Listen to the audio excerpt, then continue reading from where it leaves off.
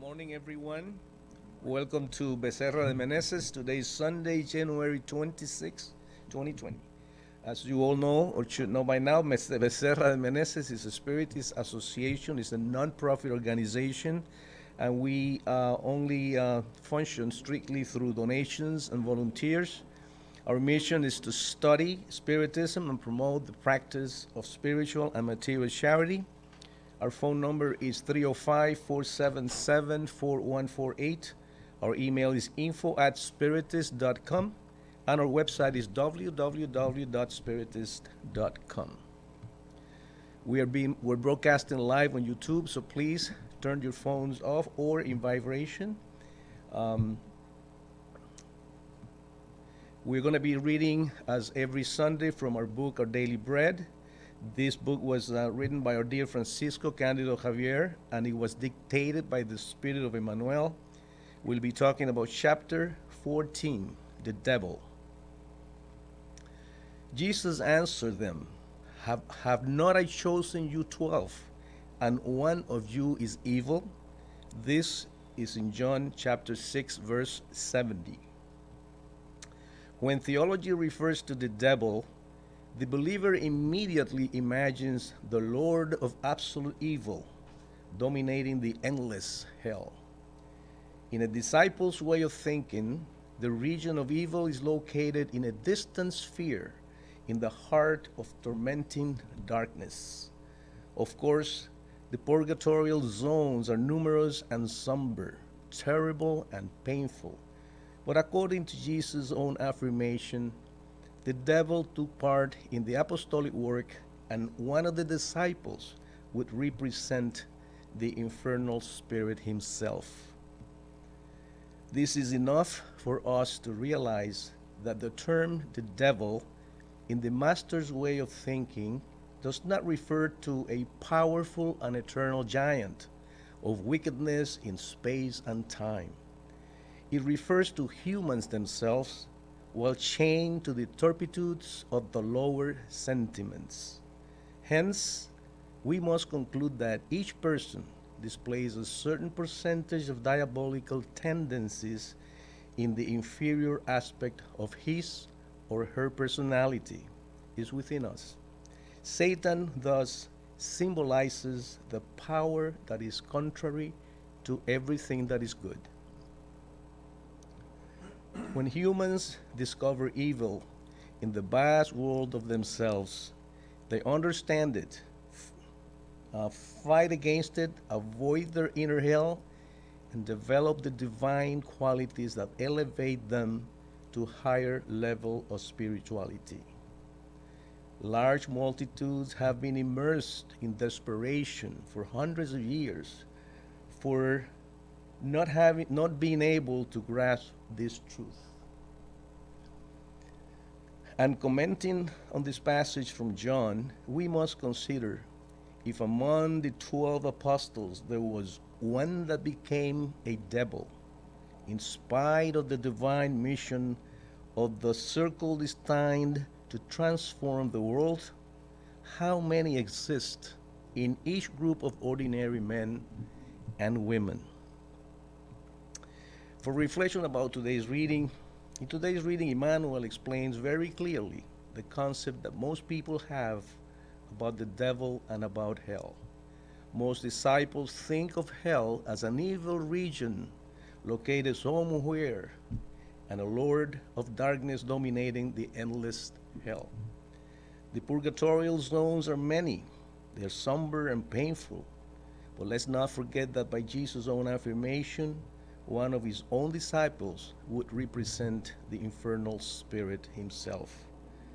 This is enough for us to realize that the term the devil, according to the Master, does not refer to a powerful and eternal giant of evil, but rather to humans themselves, as we are chained to our vices, corruptions, and degradations. Satan is just a word that symbolizes all power contrary to the good. So let us remember these words. If among the 12 apostles there was one that became evil, in spite of the divine mission that was taking place to change the world, how many exist in each group of ordinary men and women? These are very deep words that explain that it's not just one place, it's among all of us. And with these words, will you please help me out with a little prayer? Let's take a deep breath, elevate our thought to the Almighty, leave behind all those issues that we have during the week, all the problems that we faced, and let's elevate our thoughts to Jesus, the Almighty. Let's thank Him. Thank you, dear Lord, for another opportunity to be here in this center, Becerra de Meneses, surrounded by all these brothers and sisters, those that are here, those that are watching, surrounded by all those spirits that you sent to us since early this morning to fill this place with love, harmony. Thank you, dear Lord, for our families, for our children, for our spouses, for all those blessings that we receive every single day and sometimes we take for granted. Thank you, dear Lord, for all those benefits that we received. We ask you, dear Master, to share your light upon the world, upon the suffering, upon the children, the hungry, those in jail that also are your children, and the mothers and fathers that pray for them. May your mercy spread among all of them so that your love becomes the food they need for their souls. We thank you, dear Lord, again, and we ask you to bless our brother Terry so that he brings your message in today's gospel. May your spirit be upon him, guide him, and may your will be done now and every day forever. We ask you this in the name of your Son, Jesus. So be it. Thank you. Mr. Terry, welcome.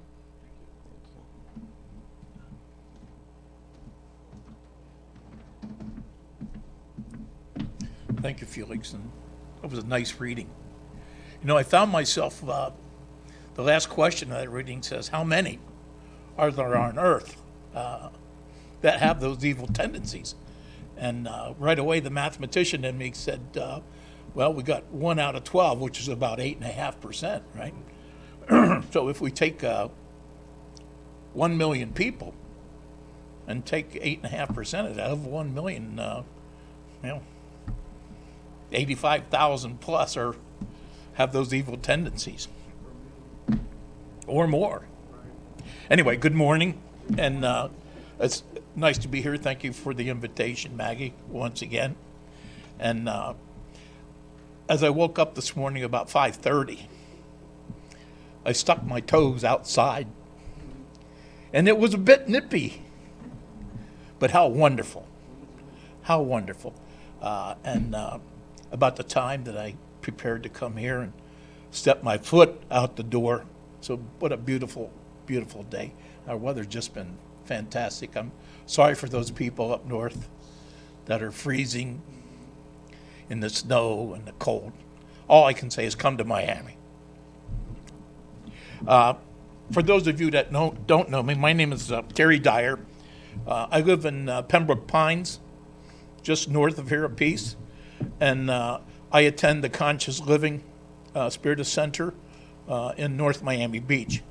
I've been in the Miami area most of my life, and I've spent the bulk of my time in the printing industry. So I'm a printer, and I retired in 2005, and now I fish and play with my boat, and now and then do a little tennis.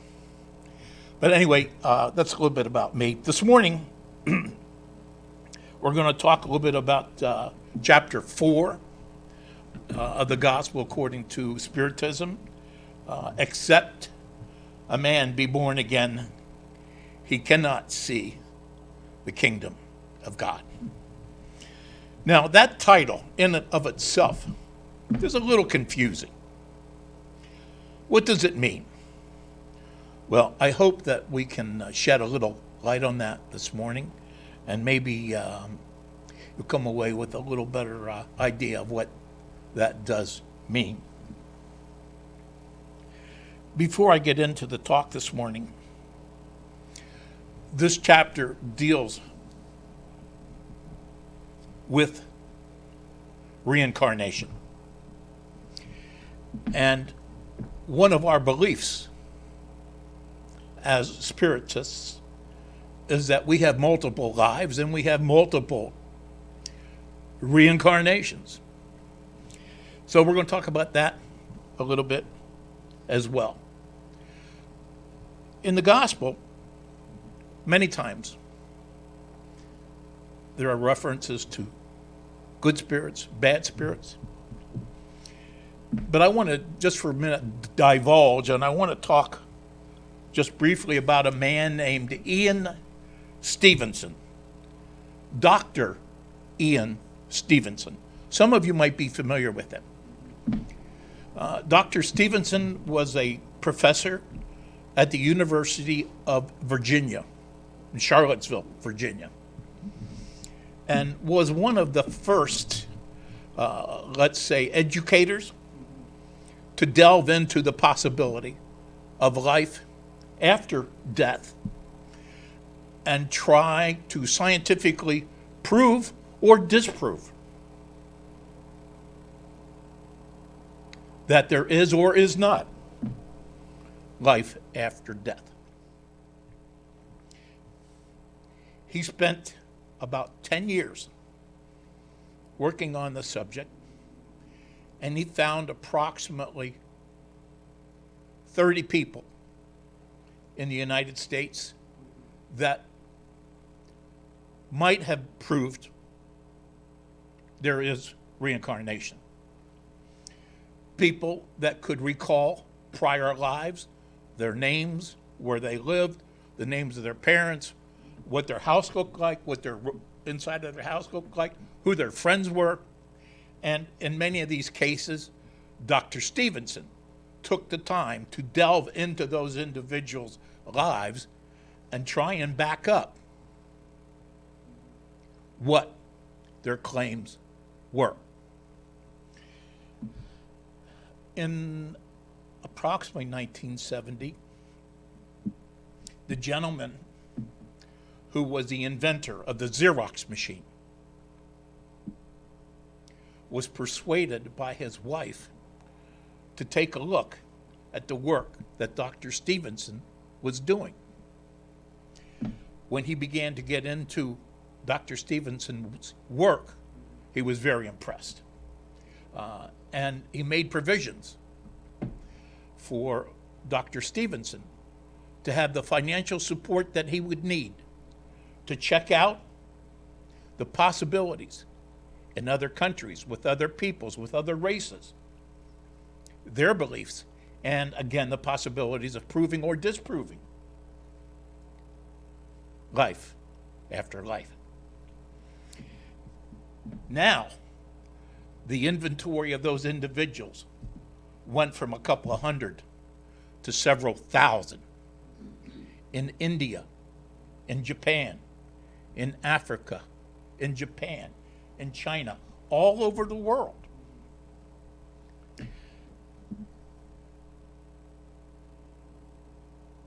The wealthy man left in his will the financial wherewithal for Dr. Stevenson and Dr. Stevenson's followers to be able to continue that work.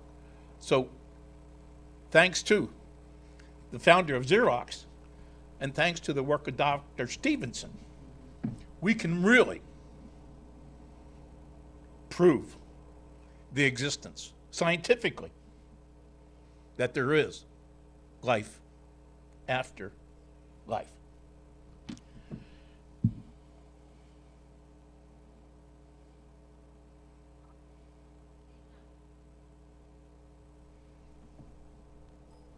Not that one. Not that one. The red button? No, that's the pointer. Right side of the button. Oh, I'm sorry, I'm looking at the left. Excuse me, Felix. Thank you. You made it clear to me. I didn't focus.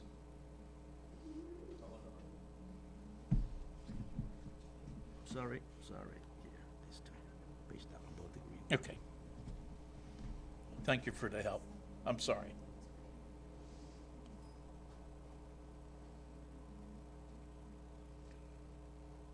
From the Spirit's book, question 132. What is the purpose of the incarnation of spirits? I'm going to take just the highlighted area. God imposes incarnation in order to bring us to perfection, a little bit at a time. And that is to put the spirit in a position to face its part in the work of creation.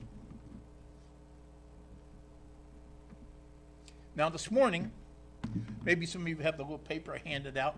I'm going to be talking about several different individuals. Jesus, of course, John the Baptist, who happens to be the cousin of Jesus. Not too many people know that. Elijah, who was a Jewish leader in Israel in the time frame of 500 to 600 before the birth of Christ. Herod, who was the governor of Israel at the time of Christ and was the individual that actually was part and parcel of condemning Jesus. Nicodemus, who at the time was one of the head priests and really the head of the Jewish community in Jerusalem. Philip, who was the brother of Herod, and a woman by the name of Herodias, who became the wife of Herod, but before she was married to Philip. The second wife, or Herod, was her husband. And Salome, that you might have heard of, was the daughter of Herodias. So I hopefully, as we mention those names, you might remember that.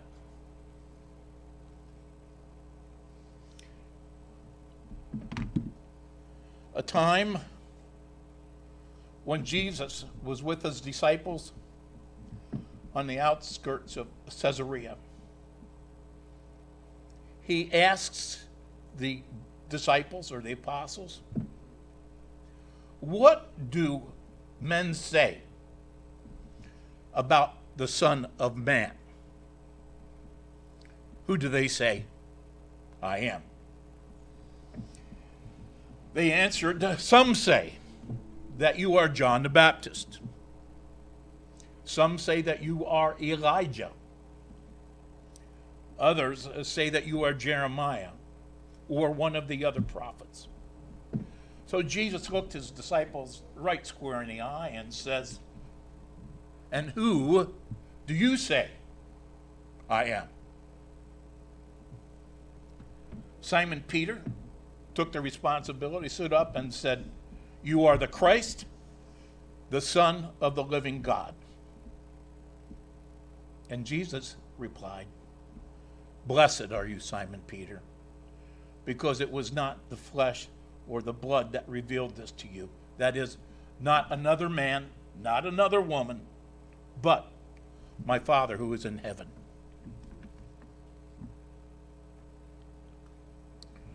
Now, we'll talk a little bit about Nicodemus. Nicodemus was a Pharisee, and for some of you that know what Pharisees are,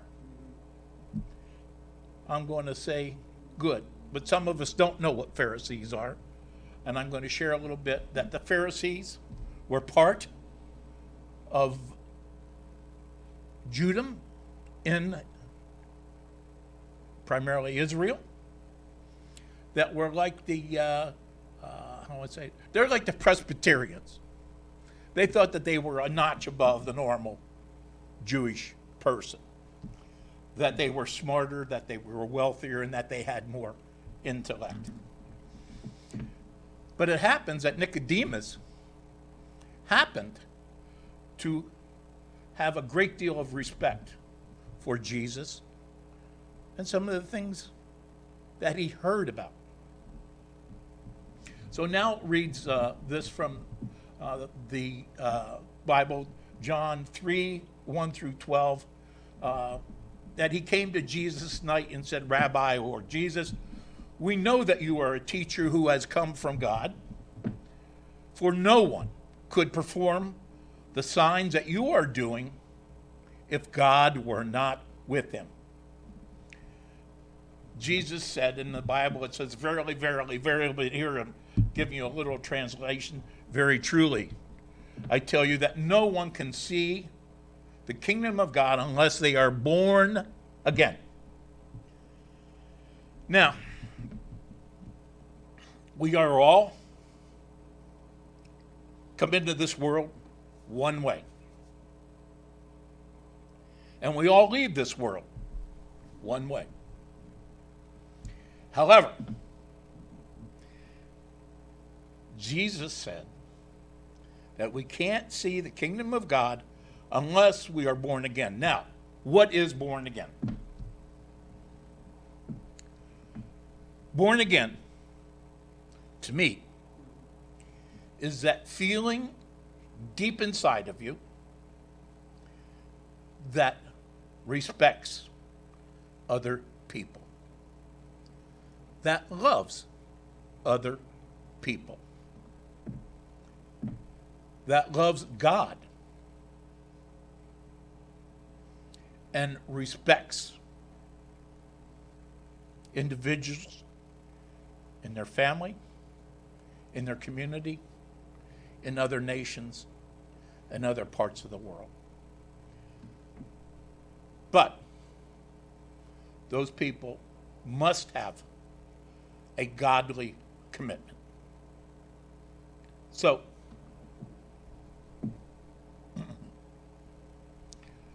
how can someone be born when they are old, said Nicodemus.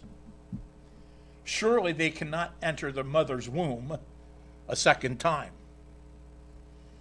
But Jesus said, truly, I tell you, no one can enter the kingdom of God unless they are born of the water, the natural birth, and of the Spirit, the second birth. The Spirit is part of those feelings. It's part of your being. It is your soul. Flesh gives to flesh, but the Spirit gives birth to spirit. And you should not be surprised by my saying, you must be born again. Then he goes on to say, he talks about the wind and how we feel the wind, how we can tell where the direction it's coming from. But what we can't tell is where it is going to go. So it is with the Spirit. How can this be? Nicodemus asked. Jesus said to him, you are Israel's teacher. You are the leader. And if you don't understand the things I'm sharing with you now, then how could you possibly understand the things we talk about that are heavenly things?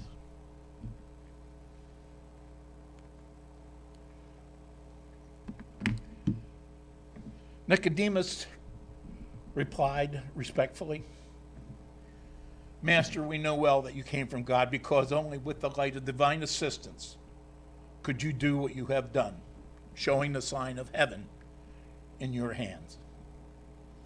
I have used my existence to interpret the law, but I wanted to get your word on the resources that should use to know the kingdom. Jesus smiled kindly and clarified, first of all, Nicodemus, it is not enough that you have lived in interpreting the law. Before thinking about your provisions, you should have felt the texts.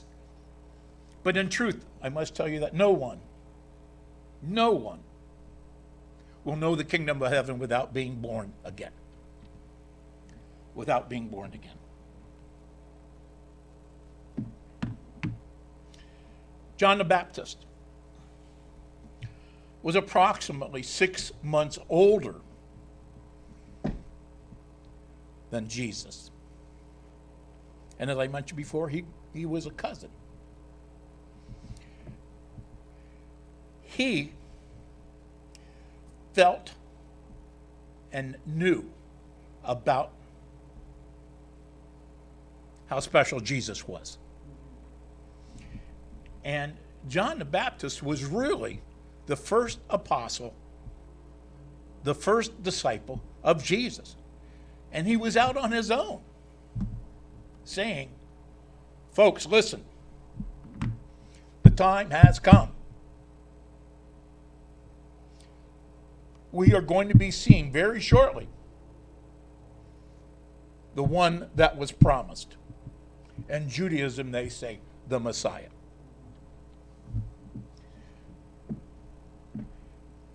John was able to do certain miracles.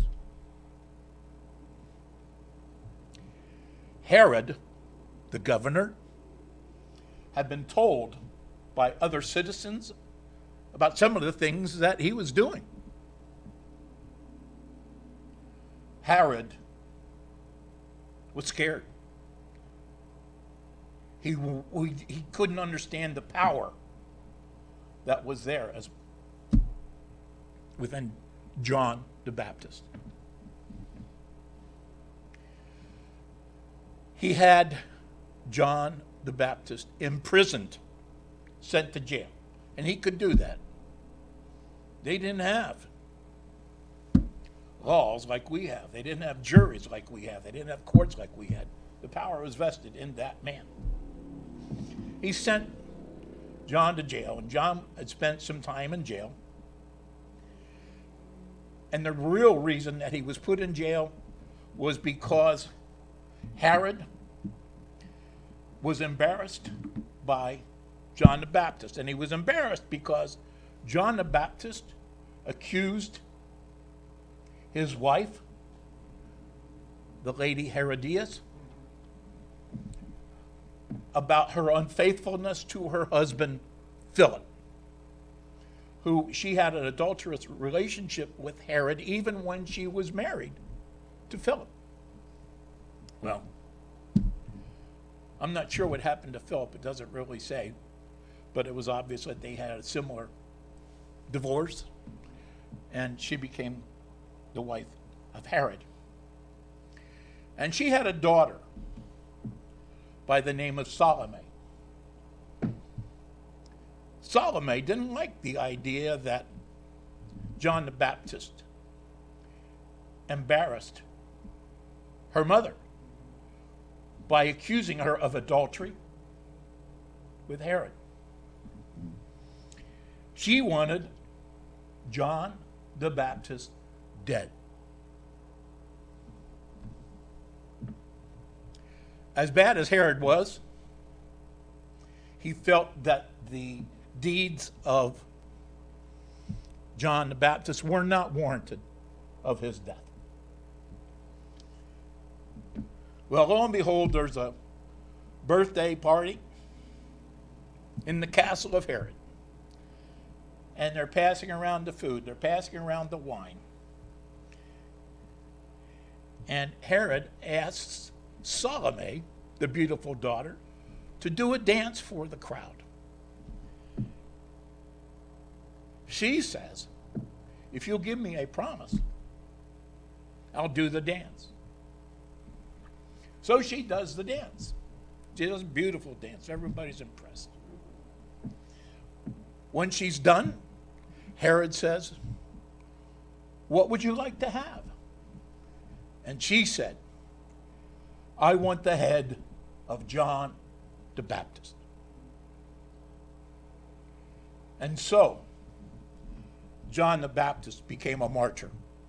He was killed, he was decapitated, and Miss Salome was the receiver of the head of John the Baptist.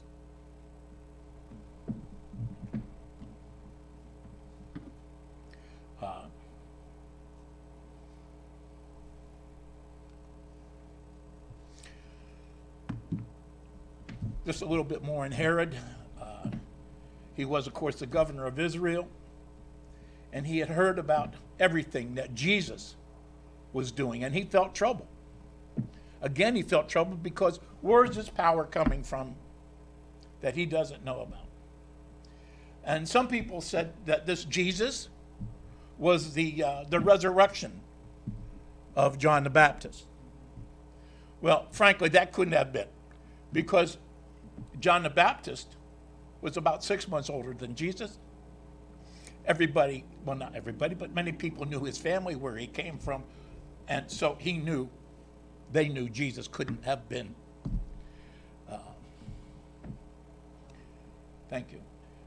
could not have been a resurrection of John. Others said that it was Elijah, that he was Elijah. And about 500 years before Christ, Elijah became one of the leaders of the Jews, not as a priest, but as a leader. And he could do very special things. So many people thought he is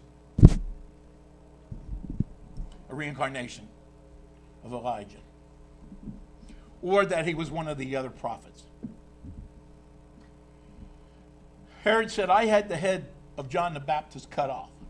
Who then is this one who am I hearing such great things about?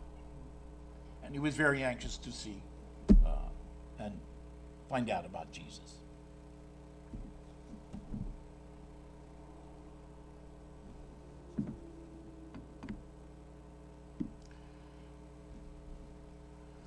Resurrection and reincarnation. What's the difference? Well, resurrection,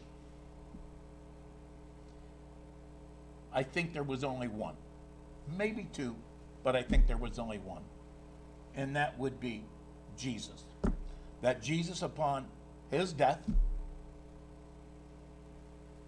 he came back to life in the same body. Nowadays, science has proven that that can't be. We can't put life back into something that was dead. But that was the miracle of Jesus. And reincarnation is the spirit coming back into an infant at the time of birth in a different body than he had been in before. Most likely a completely different family, although it's possible he could have been in the same family. And that body was specially prepared for that spirit. So, reincarnate comes from, thank you, sir. Reincarnate comes from the words incarnate, that is, to bring life, and reincarnate, to bring life again. So, that is the difference between resurrection and reincarnation.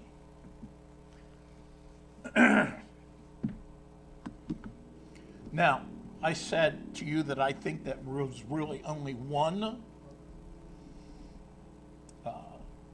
person who had, in fact, a resurrection, that being Jesus. Now, there's a possibility that there is a second, and this man, by the name of Lazarus, is possibly the second. Now, I'm going to share with you a little bit. It's too lengthy of a story to read, and time is short. Lazarus happened to be a friend of Jesus. He had two sisters, one named Mary and one named Martha. Mary you might have known from the story of the woman who washed Jesus' feet and dried his feet with her hair. So this is that same Mary. Her brother is Lazarus. Lazarus is not doing well health-wise. Lazarus dies. Before he died, Mary and her sister Martha had tried desperately to get a hold of Jesus so Jesus could come see Lazarus and perhaps heal him before he dies. Well, the ladies were not able to get in touch with Jesus until Lazarus died. And by the time they were able to get in touch with Jesus, Lazarus had already been dead for 3 or 4 days. Now Jesus comes to Bethany, which was the community in which Lazarus and his 2 sisters lived. As he arrived, he spoke to folks there, spoke to the women, and they kind of gave Jesus a little business in that if you had been here 3 or 4 days ago, Lazarus would still be with us. Jesus said to Mary, today, Lazarus will be with you. At which time he said, roll away the stone on Lazarus' grave. They didn't want to do it. Roll away the stone on Lazarus' grave, which they did. Jesus walked to the door of the tomb and said, Lazarus, get up, come on out. Guess what happened? He got up and came out. He got up and came out. And Jesus said, okay, get rid of all that cloth you got around you. Get rid of it. Jesus kept his word to Mary.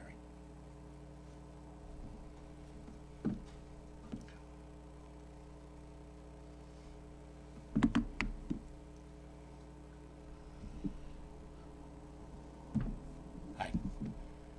One of the articles in this chapter deals with family ties. That is, what happens to our moms, to our dads, to our brothers, to our sisters upon death?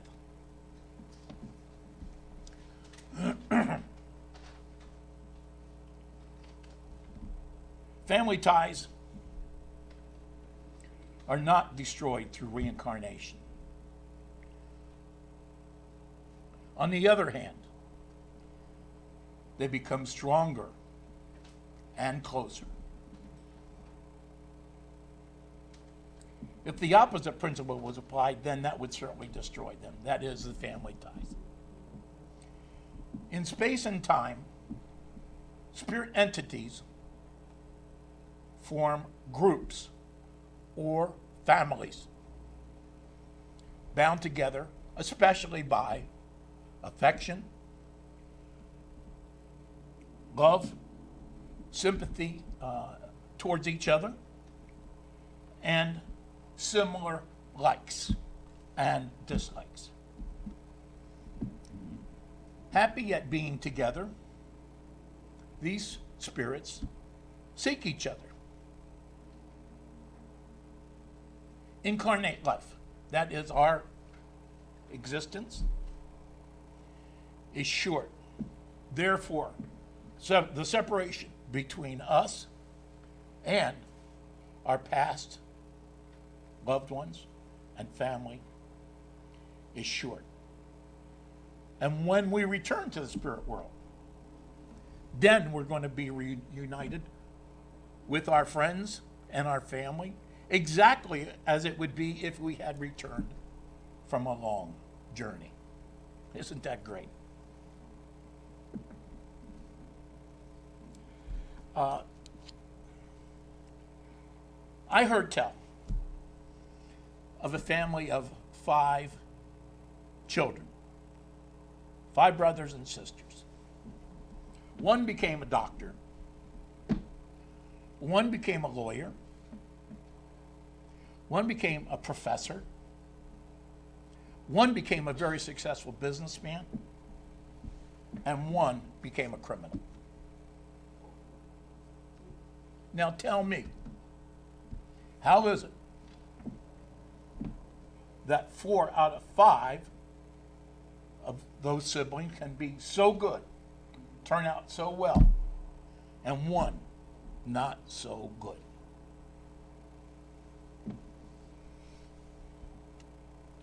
Well, we can only account for that by the soul of the spirit of that life. They each had the same moms and dads. They each were brought up exactly the same way. 4 of them had very good inclinations. One of them, he wanted to take a shortcut. Right? He wanted a shortcut. Well, such is life. We might say that that individual was the black sheep of the family. Everybody heard of that before, the black sheep? Well, there was a black sheep. Such it is.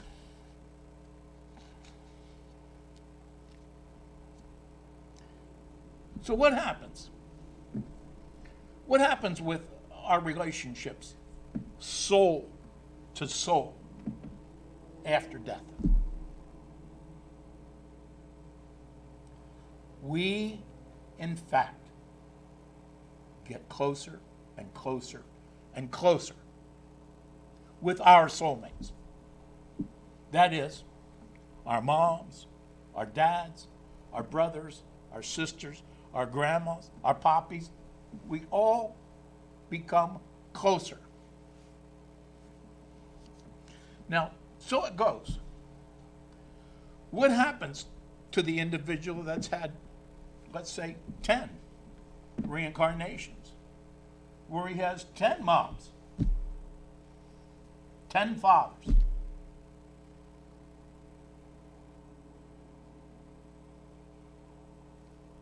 Does he love one more than the other? Huh? Well, let's say that the dad had 10 children.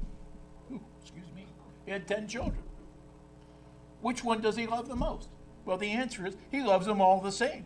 Now, he might have a preference for one over the other, but he loves them all the same. Now, what if he only has one? What if he only has one child, be it a daughter or a son? He'll love that one just like it were one of the 10, if it were. So, our affinities toward each other are part of the reincarnation of our spirits. Now, is it possible that we have a rebirth with folks that we know absolutely nothing about? Yes, that can happen. That can happen. And is it possible that there's not that close affinity that there was in the prior example I spoke about? Again, the answer is yes, that can happen. Well, why would that happen like that? Why? The gospel says, because it becomes a test. It becomes a test for the father, for the mother, and for that child, as well as other relatives, cousins, aunts, uncles, grandfather, grandmother, and so forth.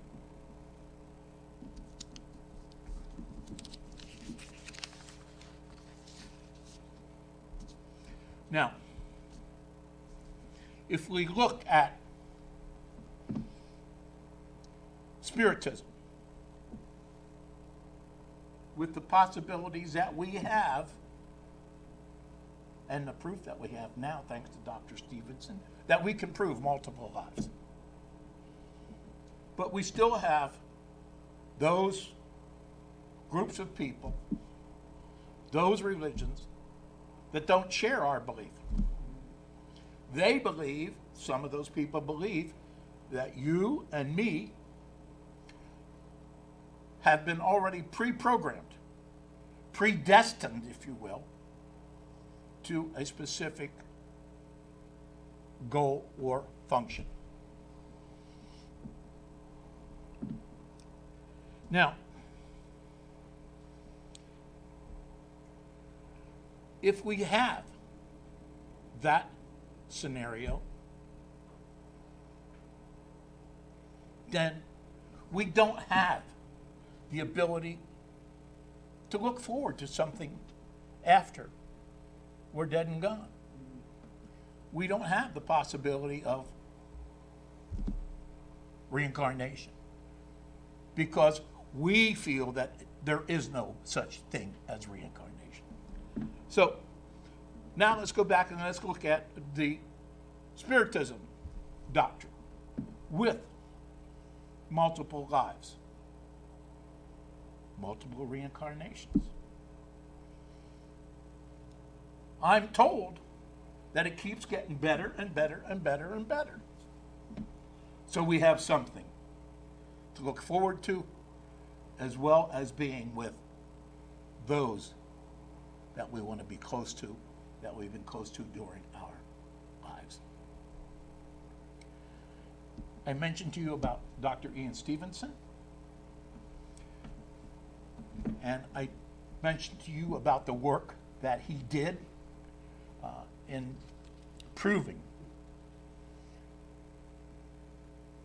prior lives.